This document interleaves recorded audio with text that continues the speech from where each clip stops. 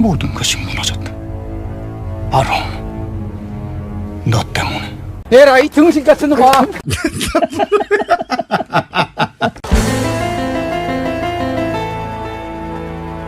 안녕하세요. 닥쳐라 정치입니다.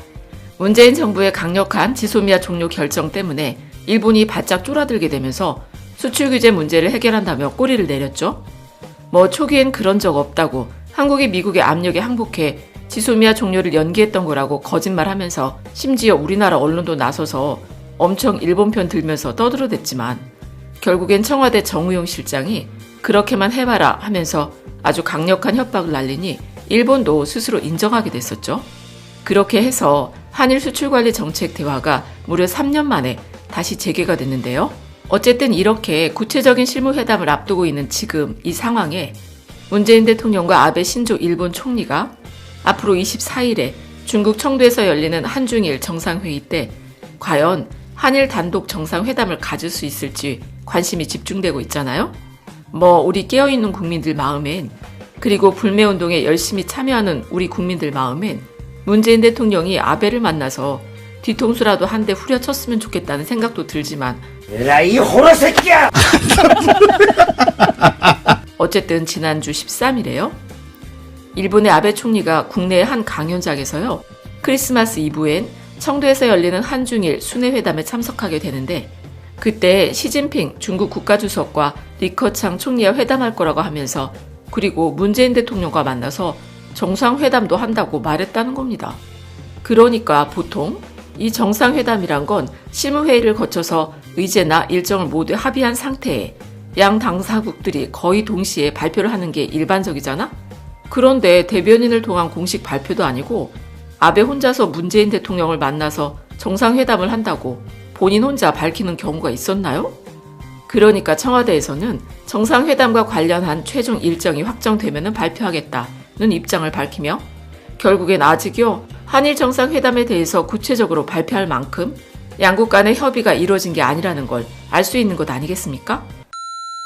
그리고 이렇게 일본의 언론 플레이가 점점 외교적인 상식을 벗어나고 있는 것 같은 게 이런 일이 자주 일어나면 일어나게 될수록 외교 쪽으로 봤을 때 일본이란 나라는 갈수록 갈라파고스처럼 되어가는 거 아닌가 싶네요.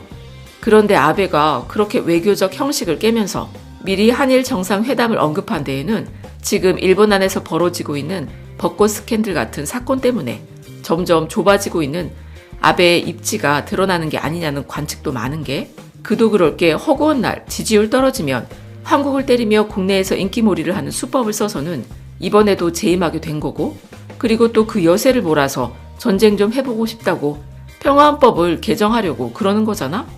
그런데 무역 실적이 연말이 되면서 하나씩 발표가 되면서 결국 아베가 때린 건 한국이 아니라 일본이었다는 게 객관적 수치로 속속 나오고 있으니 일본 내 여론이 좋을 수가 있겠습니까? 게다가 지금까지도 이런저런 구실을 엄청나게 많이 했었는데 1년에 딱 한 번 하는 벚꽃놀이라는 국가 행사를 아베는 또 자기 표를 모으는 데 사용했었다는 게 밝혀지게 되면서 아주 결정적인 스캔들로 부각돼 이제는 일본 국민들도 완전히 등을 돌리고 있어요. 그리고 어제 15일에 발표한 한국과 일본 정부의 집계에 따르면 지난 7월부터 10월까지 일본의 대한국 수출액 감소가 우리나라의 대일본 수출액 감소율의 2배나 된다고 합니다. 그러니까 이 기간에 일본이 한국에 수출한 금액은 1조 6,433억 엔, 우리 돈으로 따지면 약 17조 5,600억 원으로 작년 같은 기간보다는 무려 14%나 줄어들었단 거예요. 하지만 우리는 일본에 수출한 금액이 94억 8천만 달러, 우리 원화로 따지면 약 11조 1,100억 원이라고 하니까 작년 2018년과 같은 기간에 비교해 7% 정도 줄었다고 합니다. 그러니까 우리 한국보다 일본이 2배나 더 피해를 보게 됐단 것이죠. 그리고 또 이것보다 더 심각한 게 뭐냐면 일본이 딱 찍어서 수출을 규제한 3가지 품목이 우리나라 경제엔 거의 아무런 타격을 입히지 못했다는 거예요. 아니 그렇게 수출 규제 당시에 일본은 굉장히 자신감에 차 있지 않았습니까? 그리고 우리나라 분위기까지도 둘로 갈리지 않았었습니까? 한편에는 일본이 정말 일본 같은 짓을 했다며 그 야비하고 치졸한 행동에 분노를 하면서 100년 전과는 다르니 독립운동은 못해도 불매운동은 해야 한다며 적극적으로 맞서서 일본 아베 정권에 대응해야 된다는 분들이 있었죠. 그런데 또 한편에서는 일본에서 반도체 장비나 소재를 안 팔면 우리나라에서는 반도체 만들기 어렵다. 문재인 정부가 인기 좀 얻어보려고 자존심만 살려보겠다고 하면서 우리 경제 다 망하게 한다고 말하던 사람들이 많았었죠. 하지만 지금 결과는 어떻게 됐나요? 우리 정부와 국민들이 똘똘 뭉쳐서 자존심도 살리고 경제도 살렸죠? 그리고 또 LG 디스플레이에서는 지난 10월에 국내 디스플레이와 패널 공정에 들어가는 불화수소를 100% 국산화를 해냈고, 삼성 디스플레이도 국산 불화수소 시험을 마치고 생산 라인 투입을 앞두고 있어요. 그리고 산업부에서는 소부장 지원 예산을 올해 6,699억 원에서 내년에는 1조 2,780억 원으로 늘려서 소부장 산업을 팍팍 밀어줄 준비를 이미 다 마쳤다고 하고요. 더구나 플루오린 폴리이미드나 포토레지스트 등 나머지 2가지 반도체 핵심 소재까지도 속속 국산화나 수입처 다변화가 착착 이뤄져 가고 있으니, 그러니까 일본 쪽 소재 업체에서 한다는 말이요. 이제 다시는 일본 제품 점유율이 예전처럼 돌아오긴 어려울 것 같다며 걱정에 걱정을 더하고 있는 거 아니겠습니까? 일본이 아니면 우리나라는 금방이라도 망할 줄 알았는데 어찌어찌 버텨내더니 착착착 국산화에 사용할 건 사용을 하면서, 또 한편으로는 독일이나 이스라엘 같은 제조 IT 강국들이랑 미래시장까지 준비를 하고 있으니 국제시장 점유율 1, 2위를 다투던 일본의 소재 기업들로서는 이제 간이 쪼그라들 대로 쪼그라든 거죠. 그러니까 이런 객관적인 상황이 바로 아베 총리나 일본 경산성의 입장의 변화를 가져오고 있는 것 같지 않으신가요? 물론 지금까지 보면요, 일본 쪽에서는 아무런 피해가 없는 것 같이 하면서 아베 정권이 언론 플레이로 잘 버텨왔을 것 같은데, 그러니 일본 네티즌들도 상황이 이렇게 심각한 줄도 모르고 한국엔 알려주지도 말고 도와주지도 말고 가르쳐주지도 말자며, 우리 입장에서 보자면 뭘 도대체 알려주고 뭘 도와주고 뭘 가르쳐줬다는 건지 도무지 이해도 안 가는 소리만 해대며 한국과는 단교를 외치지 않았었습니까? 그런데 경산성에서요, 연말이 다가오게 되면서 속속 무역지표들이 발표가 되면서 거기에 또 지난 13일엔 아사히 신문에서요, 일본 정부가 대마도를 가리켜 추경을 통해서 재정 지원을 하기로 결정했다는 기사까지 나오게 됐어요.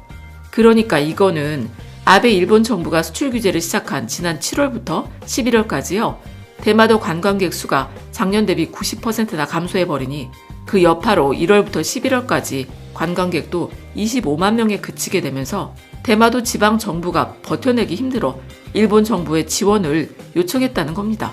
그래서 일본에서는 불매운동 초기엔 대마도 여행가기 운동도 펼치고 과자 선물도 나눠주고 했지만, 일본에서 부산 갔다 다시 대마도로 가는 게 빠르다고 할 정도로 일본에서는 대마도에 대한 접근성이 떨어져 아무도 그쪽으로는 여행을 안 간다는 것이죠.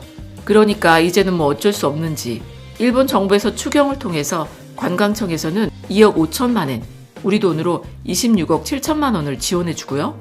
내각부에서는 또 일본인 관광객을 늘리는데 3억 엔, 우리 돈으로 32억을 지원해서 총 59억 정도를 대마도에 투입하기로 결정을 했다는 겁니다. 이렇게 우리나라 국민이 똘똘 뭉쳐서 일본 한 놈만 팬다고 덤비는데 일본이 어떻게 버틸 수가 있겠어. 그러니 할 수 없이 일본 정부에서는 추경으로 자금을 투입하고, 아베 총리는 또 이제 한국이랑 정상회담 할 거다 하면서 자기 혼자 멋대로 발표하는 것이죠. 더구나 수출 규제 문제는 오로지 자기네가 결정할 사항이라고 하면서 한국이랑은 관계가 없다던 경산성에서도요, 우리나라와 실무 협상을 앞두고 수출 규제 문제를 대화로 풀어내게 된다면 좋은 방향으로 나가지 않겠냐 라면서 얘기했다는 거잖아. 그러니까 이게요, 일본식 항복 표현 같은 게 애초에 수출 규제라는 건 우리 쪽 수출 관리 제도나 운용의 문제가 아니었지 않습니까? 어차피 실체가 없었던 문제니 일본에서는 이제 해결이 됐네 하면서 해결되는 그런 식의 문제라는 얘기 아니겠습니까? 그러니까 우리가 보자면 참 가소롭고 마음에 안 들기는 하지만, 일본에서는 지금까지 취했던 강경한 자세에서 한 발 물러나 한국이 잘하면 해결될 수도 있어 라는 말로 국내 여론을 향해서 출구 전략을 만들고 있다는 것이죠. 참고로 수출 규제 초기에 다른 나라들이 했던 예상이 있었죠. 다들 기억하실지 모르겠는데 단기적으로는 한국의 반도체 산업에 타격을 줄 수도 있지만 장기적으로 봤을 땐 일본에 이로울 게 없다 고 그러지 않았습니까? 그런데 이제는 단기적으로도 한국 반도체 산업에 타격이 없었네? 장기적으로든 단기적으로든 일본만 피보게 됐는데 와, 한국이 생각보다 강하긴 강하구나 라고 전 세계가 인정하지 않겠습니까? 그리고 US 뉴스라는 매체가 발표한 국가 순위가 있는데요. 경제력이나 군사력, 그리고 외교력을 종합적으로 분석해 순위를 매긴 건데요. 물론 이게 무슨 OECD 데이터나 IMF 데이터처럼 공신력이 있는 데이터는 아니에요. 그냥 재미로 보는 데이터라고 생각하셔도 될 것 같은데, 그래도 좀 순위를 소개해드리면 1위가 미국, 2위가 러시아, 3위가 중국, 4위가 독일, 5위가 영국, 6위가 프랑스, 그리고 7위가 일본이고 8위가 이스라엘입니다. 그러니까 이런 순위는 작년이랑 변화가 없이 동일하다고 하는데, 그런데 10위에 새로 오른 나라가 바로 우리나라 대한민국입니다. 그러니 이 US 뉴스가 발표한 국가 순위에서는 우리나라가 2018년엔 11위를 기록하게 됐었지만 2018년 이전엔 80위 밖에 있었다는 겁니다. 그리고 생각을 해보면 이 10위권 안에 든 나라들 중에서 100년 전에는 다른 나라의 식민 지배를 겪었고 동족 간의 전쟁도 겪었고 분단까지 겪은 나라가 어디 하나라도 있었나요? 게다가 IMF에서 경제 지원을 받은 지 30년도 안 됐죠? 그러니까 오늘만큼은 정말 우리가 이런 눈부신 발전을 이룬 대단한 나라의 국민들이라는 것 마음껏 자부하셔도 좋을 것 같다는 생각이 듭니다. 그럼 끝까지 들어주셔서 감사드리고 좋은 의견을 댓글로 많이 남겨주세요. 감사합니다.